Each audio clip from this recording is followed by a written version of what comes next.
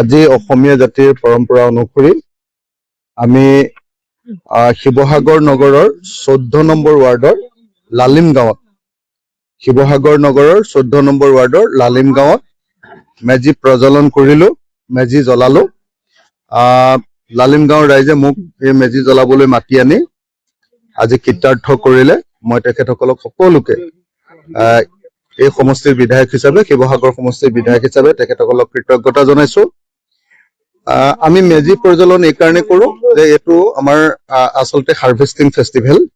আমি ধান কটাৰ পাছত সকলোৱে মিলি এসাঁজ ভাত খাওঁ আৰু ভাত খাই আমি সমাজে সকলো মানুহ একেলগে থাকিম, সকলো মানুহ মিলা প্ৰীতিৰে থাকিম, ঐক্য সংহতি হ'ব, সেই আশা প্ৰকাশ কৰো আৰু তাৰে অংশ হিচাপে মেজি প্ৰজ্বলন কৰো। আৰু আজি এনেকৈ শিৱসাগৰ সমষ্টিত, শিৱসাগৰ নগৰৰ, শিৱসাগৰ 14 নম্বৰ ৱাৰ্ডৰ লালিম গাঁৱত সমূহীয়াভাৱে ৰাইজে এনেকৈ মেজি প্ৰজ্বলন কৰাৰ কাৰণে, মেজি জ্বলোৱাৰ কাৰণে মই তেখেতসকলক অভিনন্দন জনাইছো আৰু আশা কৰিছো যে অকল লালিম গাঁও নহয়, অকল 14 নম্বৰ ৱাৰ্ড নহয়, অকল শিৱসাগৰ নগৰ নহয়, সমগ্ৰ অসম ভালে থাকক, সম্প্ৰীতিৰে থাকক, মিলা প্ৰীতিৰে থাকক আৰু আমাৰ সকলোৰে উন্নতি হওক, গোটেই অসমবাসী ৰাইজৰ উন্নতি হওক, এই আশা মই প্ৰকাশ কৰিলো।